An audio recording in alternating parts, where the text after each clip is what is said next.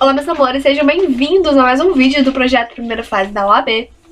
Hoje nós vamos dar continuidade aí ao assunto, né, de direito civil, parte geral, ainda falando das pessoas. No vídeo de hoje a gente vai falar sobre a capacidade. Quem não assistiu, assiste, tá? Porque é uma sequência. O vídeo passado a gente falou da personalidade tratada, né, conceituada no artigo 1º do Código Civil e tratado também no artigo 2º do Código Civil. Hoje nós vamos falar da capacidade. Pois bem, o que é a capacidade? A capacidade é o que vai medir a sua personalidade. É o que vai dizer, né, qual é a extensão dos direitos que você tem. Porque a gente viu no vídeo passado que a personalidade é uma aptidão genérica que todo mundo tem para adquirir direitos e contrair obrigações, beleza. E agora a capacidade vai dizer até onde vai os seus direitos, até onde vai a extensão dos seus direitos. A capacidade vai medir a sua personalidade, tá bem? Olha só, quantas espécies? A capacidade possui duas espécies. Nós temos a capacidade de direito, também chamada de capacidade de gozo, e a capacidade de fato, também chamada de capacidade de exercício. A capacidade de direito ou de gozo quer dizer que você goza de direitos. A capacidade de direito, gente, ela é sinônimo da personalidade, tá? É a mesma coisa que falar de personalidade, ou seja, é aquela aptidão genérica para adquirir direitos e contrair obrigações. Olha só, se a gente for ver lá o artigo 1º do Código Civil, ele fala assim: toda pessoa é capaz de direitos e deveres da ordem civil. Quando ele fala em toda pessoa é capaz, essa capacidade que ele tá falando é capacidade de direito. Ou seja, todo mundo tem a capacidade de direito. Ou seja, todo mundo tem capacidade para adquirir direitos e contrair obrigações. Então a capacidade de direito é uma capacidade que todo mundo tem, tá bem? E é sinônimo da personalidade. A segunda espécie é a capacidade de fato, também chamada de capacidade de exercício. Essa sim vai medir a extensão da sua personalidade, vai medir a extensão dos seus direitos. Porque ela vai dizer, você pode exercer os seus direitos? Beleza, você tem capacidade de direito, você tem direitos. Mas você pode exercer os seus direitos por si só? Ou você precisa que uma pessoa exerça seus direitos por você? Ou você precisa de uma pessoa que te assista nos atos da vida, né, na prática dos atos da vida civil. Então, olha só, a capacidade de fato ou de exercício, na capacidade de fato ou de exercício, nós temos o que chamamos de um critério quantitativo. O que é um critério quantitativo? Ela vai dizer se você tem maior ou menor capacidade, tá? Porque a gente vai ver que os relativamente incapazes, eles têm uma certa capacidade, mas é uma capacidade reduzida, digamos assim. Então é um critério quantitativo por este motivo, porque você tem uma maior ou menor capacidade, tá bem? Diferente da capacidade de direito. A capacidade de direito é um critério qualitativo. Como assim? Ou você é capaz de direito ou você não é capaz de direito. Lembrando que toda pessoa é capaz de direito, tá bem? Como a gente já falou. Mas voltando aqui, dentro da capacidade de fato ou de exercício, nós temos o que a gente chama de teoria da incapacidade. As teorias da incapacidade. Tá lá no artigo 3º do Código Civil. Se a gente for ver o artigo 3º, ele vai dizer o seguinte: são absolutamente incapazes de exercer pessoalmente os atos da vida civil os menores de 16 anos. Então, ou seja, os menores de 16 anos são absolutamente incapazes. Não podem, têm direitos, mas não podem exercer os seus direitos pessoalmente. Ou seja, não podem exercer os seus direitos por si só. Eles precisam que uma terceira pessoa, um responsável, exerça os direitos por eles. E quem que vai ser esse responsável? Vai ser os pais. Na falta dos pais é nomeado um tutor, tá? Na falta dos pais, ou seja, os pais estão ausentes, os pais morreram, enfim, ou os pais perderam o poder familiar, o juiz vai designar um tutor, né, para cuidar dos interesses daquele menor e representá-lo, né, nos atos da vida, na prática dos atos da vida civil. Lembrando que, com o advento da Lei 13.146 de 2015, que é o Estatuto da Pessoa com Deficiência, o artigo 3º, o Código Civil, trata só do menor de 16 anos como absolutamente capaz. Então não tem mais ninguém que é absolutamente capaz. Absolutamente capaz apenas os menores de 16 anos, tá? Vamos lá. Então, olha só, o que acontece? Os menores de 16 anos, eles são absolutamente capazes, como eu disse, eles não podem praticar os atos da vida civil, não podem exercer os seus direitos por si só. Eles precisam que o seu responsável legal, seja pai ou tutor, na falta deste, exerça por ele. Se ele exercer exercer algum direito, exercer algum ato da vida civil sozinho, aquele ato vai ser tido como nulo. Então, olha só, menor de 16 anos precisa ser representado, ou seja, é a vontade do seu representante legal. É o representante legal que vai exercer por ele os atos da vida civil. Se não for representado, o ato será nulo. Está no artigo 166 do Código Civil. O artigo 166 do Código Civil diz o seguinte: é nulo o negócio jurídico, inciso 1, celebrado por pessoa absolutamente incapaz. Tá bem? Agora, olha só. Por outro lado, nós temos o que a gente chama de incapacidade relativa, que está lá no artigo 4º do Código Civil. Ó, artigo 4º. São incapazes relativamente a certos atos ou a maneira de os exercer. Inciso 1. Os maiores de 16 anos e menores de 18 anos. Inciso 2. Os ébrios habituais ou viciados em tóxicos. Inciso 3. Aqueles que por causa transitória ou permanente não puderem exprimir sua vontade. Inciso 4. Os pródigos. Parágrafo único. A capacidade dos indígenas será regulada por legislação especial. Então, olha só. No artigo 4º, nós temos a figura da incapacidade relativa. O que é a incapacidade relativa? Aquela pessoa que ela tem uma certa capacidade, porém ela não pode exercer os atos da vida civil sozinho. Ela não vai ser representada, mas ela vai ser assistida. Qual é a diferença de representação para ser assistido? Na representação, o menor de 16 anos, que é o absolutamente incapaz, ele não vai ter a vontade dele ali. Quem vai praticar os atos da vida civil por ele é o responsável legal, usando a vontade do responsável legal. Aqui nos relativamente incapazes, não. Eles têm uma vontade, mas essa vontade é conjugada, é somada com a vontade do representante legal. Então, por exemplo, os maiores de 16 anos e menores de 18 anos, por exemplo, uma pessoa com 17 anos, ela é relativamente incapaz. O que acontece? Para praticar os atos da vida civil, ela vai ser assistida pelo seu representante legal. Então, por exemplo, seu pai vai assistir ela na prática daqueles atos da vida civil, entendeu? Vai assistir de modo que vai conjugar a vontade dos dois, vai ser a soma da vontade do pai com a vontade do filho. Essa é a diferença, né, de assistência para representação, tá? Então, olha só. A incapacidade relativa, ela fica no caminho, no meio do caminho ali, entre a incapacidade total e a capacidade plena. Então fica no meio do caminho, ou seja, a pessoa tem uma certa capacidade, mas essa capacidade é limitada, tá? Não chega a ser uma capacidade plena, obviamente, tá bem? Olha só. A incapacidade, ela pode ser resumida, então, por dois critérios. Nós temos o critério objetivo, que traz um fator etário, que é a idade. Como assim?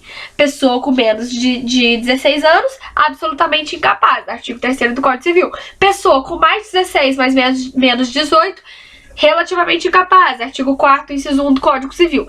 E o artigo 5º do Código Civil fala pra gente que os maiores de 18 anos são plenamente capazes. Então a gente tem aqui o que a gente chama de critério objetivo, que traz o fator etário, ou seja, através da idade vai dizer se você é absolutamente capaz, relativamente capaz ou plenamente capaz. Vamos dar uma olhadinha no artigo 5º, ó.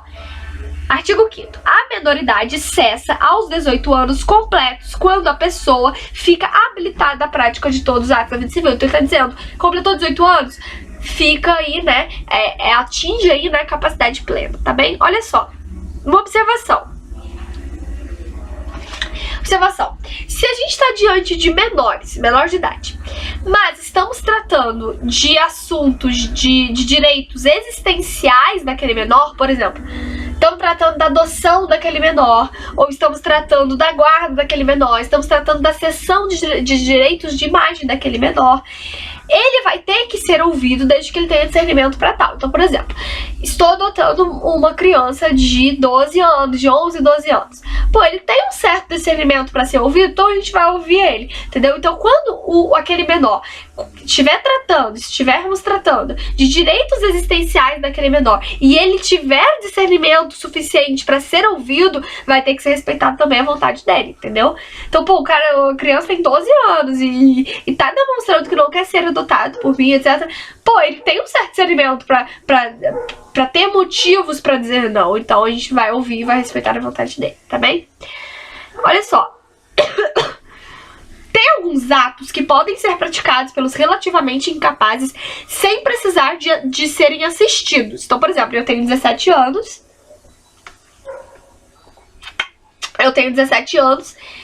E tem alguns atos que eu posso realizar que meus pais não precisam me assistir. Que atos são esses? Posso ser testemunha, posso ser mandatário, posso fazer testamento. Se eu quiser fazer um testamento, tendo 17 anos, eu posso fazer um testamento. Ó, ser testemunha tá lá no artigo 228, inciso 1 do Código Civil. Vamos ler artigo sim, tá? Porque muitas questões da primeira fase da OAB batem em cima de letra fria da lei, então é importante a gente estar olhando esses artigos que aparecem pra gente. Então, olha só, artigo 228. Não podem ser admitidos como testemunhas, inciso 1, os menores de 16 anos. Então, olha só, ele fala pra gente que os menores de 16 anos não podem ser como testemunha, ou seja, maiores de 16, mesmo que menores de 18, podem ser testemunhas. Então, se você é relativamente incapaz, tem aí mais de 16, mais menos de 18 anos, você pode ser testemunha sem precisar ser assistido pelos seus pais ou tutor, nada, tá? Outra coisa, mandatário, artigo 666 do Código Civil. Olha só. Artigo 666. O maior de 16 e menor de 18 anos, relativamente capaz, não emancipado pode ser mandatário, mas o mandante não tem ação contra ele, senão de conformidade com as regras gerais aplicáveis às obrigações contraídas por menores. Então, olha só, o menor, o relativamente capaz, aí mais 16, menos 18 anos, pode ser mandatário, também. Só que tem umas regras especiais, mas pode ser mandatário. E o artigo 1860 do Código Civil vai falar pra gente que o relativamente capaz pode fazer testemunha. Olha só, artigo 1860, parágrafo único do Código Civil. Podem testar os maiores de 16 anos. Então, os maiores de 16 anos podem fazer testamento, tá bem? Isso sem, né, serem assistidos por seus representantes legais, tá bem?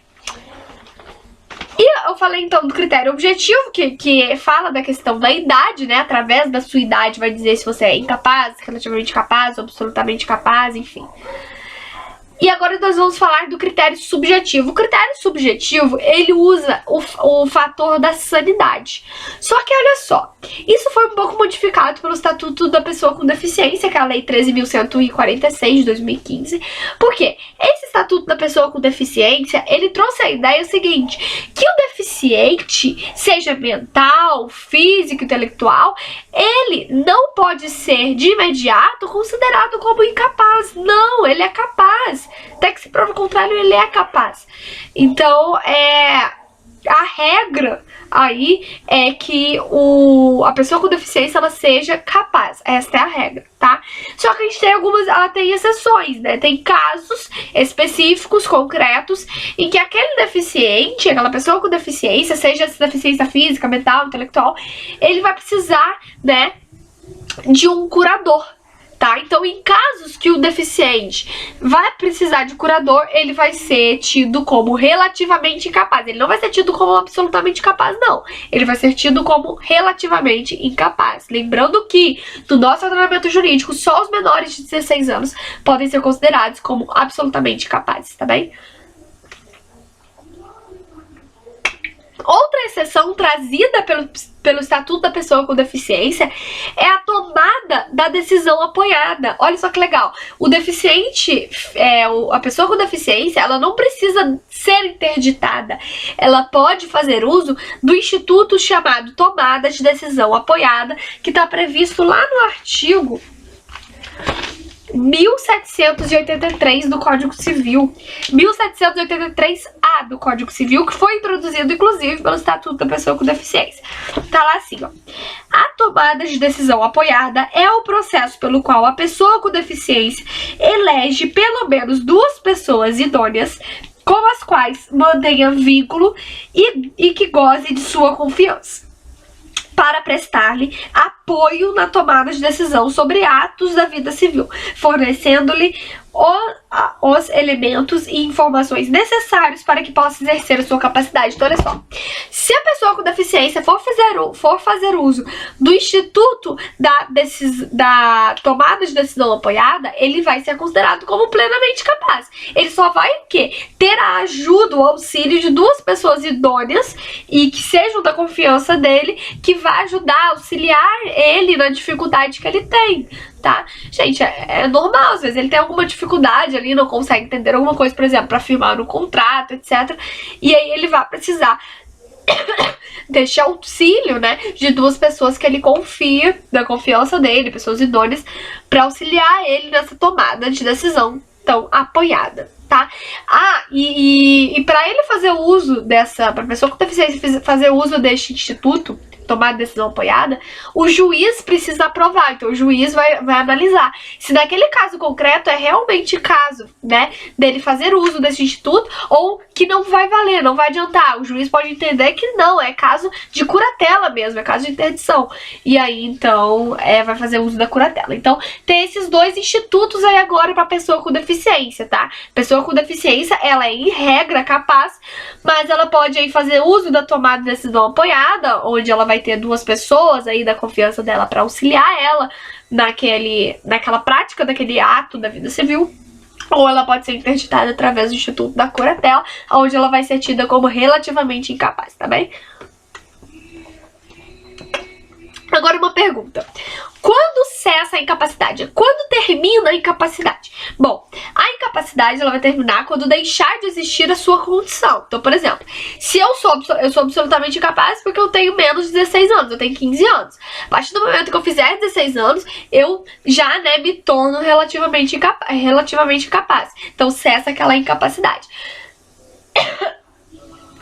Então, 16 anos não, desculpa. Quando eu fizer 18 anos, né, cessa a minha incapacidade, eu me torno plenamente capaz de acordo com o artigo 5º do Código Civil. Então o artigo 5º vai dizer pra gente que a incapacidade, ela chega ao fim quando você completa os 18 anos, tá bem? Tá lá, ó. A maioridade cessa aos 18 anos completos, quando a pessoa fica habilitada à prática de todos os atos da vida civil e aí se torna plenamente capaz.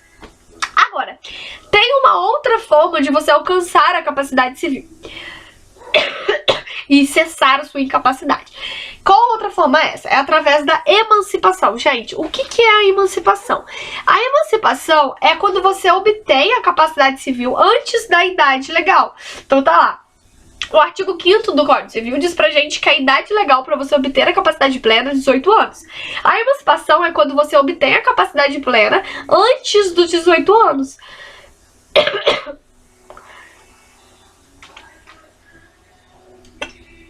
Quando você é emancipado, você pode praticar todos os atos da vida civil sozinho, por si só. Porém, perceba só, se você foi emancipado, você continua sendo menor de idade. Ou seja, aqueles atos que estão reservados apenas aos maiores de 18 anos, só os maiores de 18 anos poderão praticar. Não importa, por exemplo, eu sou emancipado, posso tirar a minha carteira nacional de habilitação. Não pode, porque só pode tirar a CNH com 18 anos. Então é privativo às pessoas com mais de 18 anos. Então não importa se você é emancipado ou não. Eu posso comprar bebidas alcoólicas. Não pode, porque ser emancipado não faz de você ter 18 anos. Só faz você ter uma capacidade para exercícios, para exercícios, para as práticas, praticar, né, os atos da vida civil, tá bem? Outra coisa. Se você foi emancipado, como eu falei, você continua sendo menor de idade. Se você continua sendo menor de idade, você vai continuar sendo regido pelo Estatuto da Criança e do Adolescente, pelo ECA, tá? Então não importa, sou emancipado, não importa. Você ainda continua sendo regido pelo ECA, porque como eu disse, a emancipação não faz com que você tenha 18 anos. Fui emancipado, agora já tenho 18 anos, então você não pula a idade, tá bem? Espécies de emancipação. Nós temos 3 espécies de emancipação. Quais sejam? A voluntária, a judicial e a legal. A voluntária é aquela que vem por ato de vontade dos pais, do representante legal daquele menor. Tá lá no artigo 5º, parágrafo único, inciso 1, ó. Artigo 5º, parágrafo único. Cessará para os menores a incapacidade, inciso 1, pela concessão dos pais ou de um deles na falta do outro, mediante instrumento público, independentemente de homologação judicial. Então, olha só. A emancipação voluntária é aquela que é dada por ato de vontade dos pais daquele menor. Mas, para isso, aquele menor tem que ter pelo menos 16 anos. Tem que ter mais de 16 anos.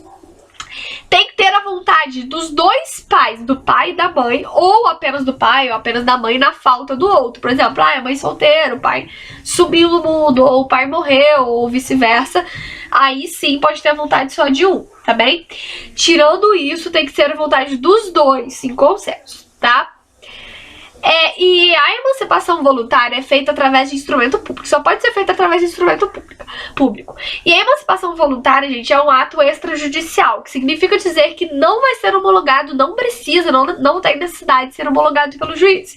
Só que observe, eu disse pra vocês que a emancipação voluntária tem que ser dada por manifestação de vontade de ambos os pais. Então vamos supor que a mãe quer dar a emancipação pro filho, mas o pai não concorda. Nesse caso, aí sim o juiz vai ter que resolver sadiramente aí esse conflito de interesses entre o pai e a mãe.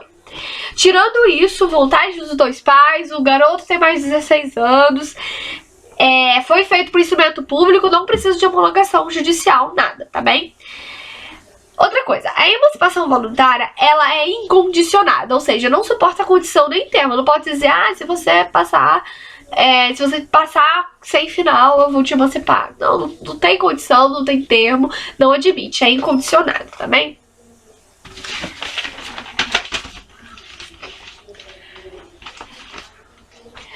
Olha, outra coisa.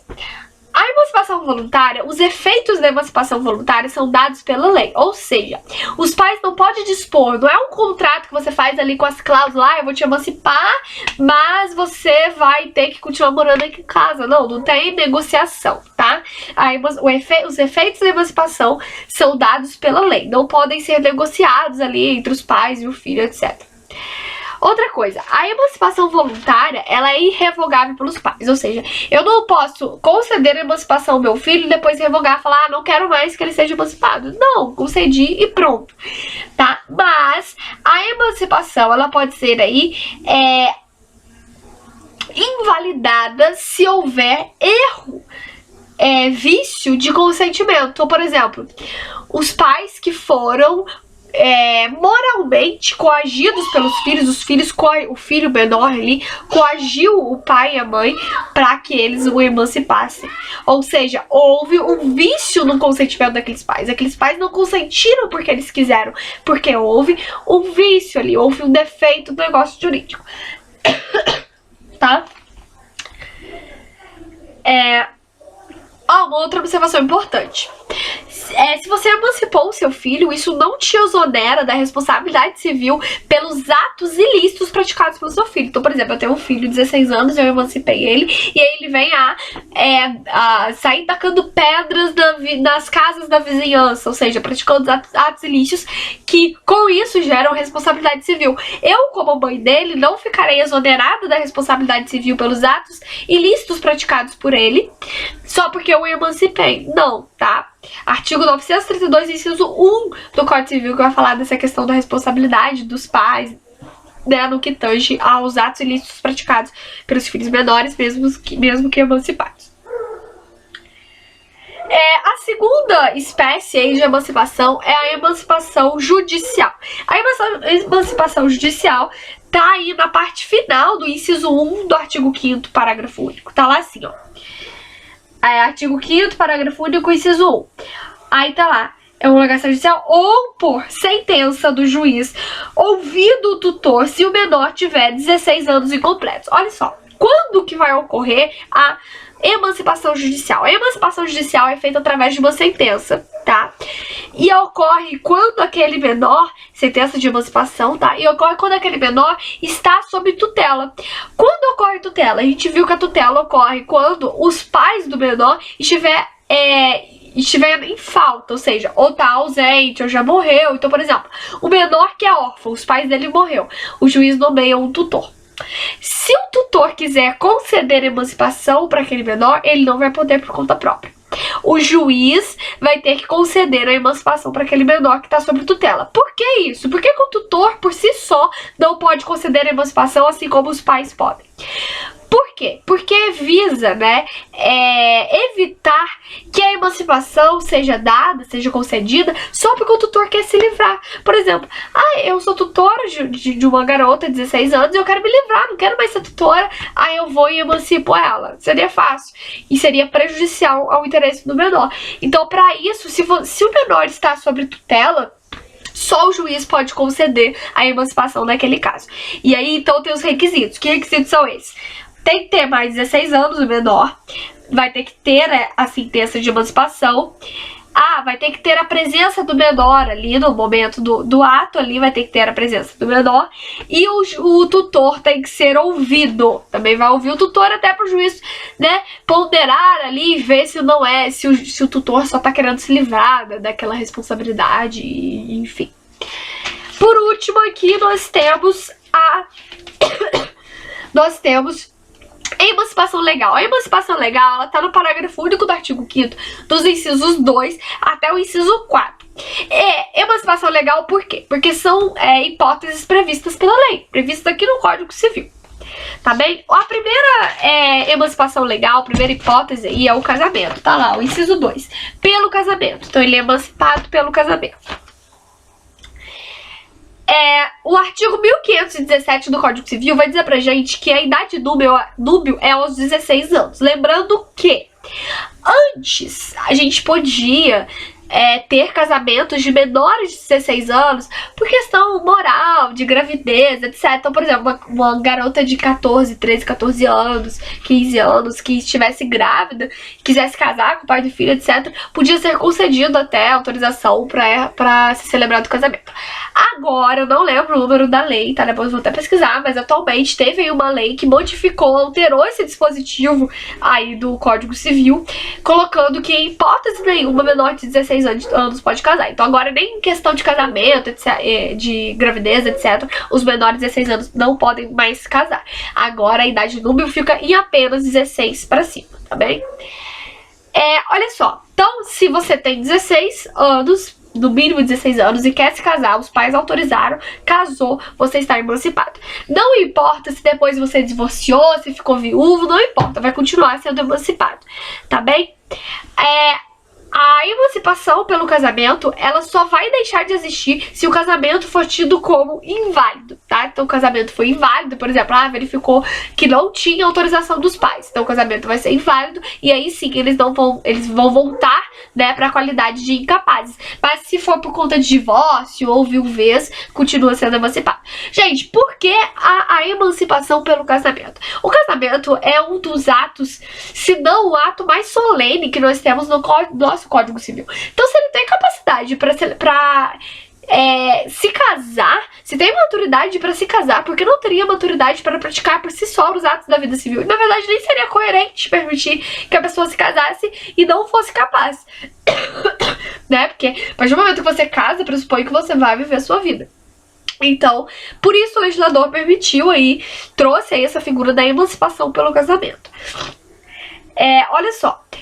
O Código Civil fala pelo casamento, não fala nada de união estável. Então, o menor de 16 anos, o menor de 16 anos não, desculpa, o maior de 16 anos ali foi constituir uma união estável com a namoradinha dele. Não importa, isso não vai fazer com que ele seja emancipado, tá? Fica aí uma discussão, né? Mas enfim, o Código Civil fala apenas do casamento e não da união estável.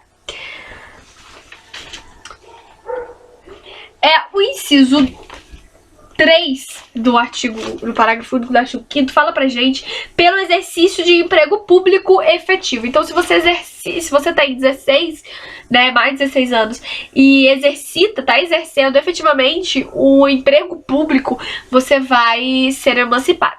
E aí, como o legislador não fez uma restrição, fica extensivo esse emprego público, tanto a cargo ou função pública, tá? Então, se estende a cargo ou função pública. O inciso 4 fala pela colação de grau em curso superior, em curso de ensino superior. Gente, isso é praticamente impossível hoje em dia, né?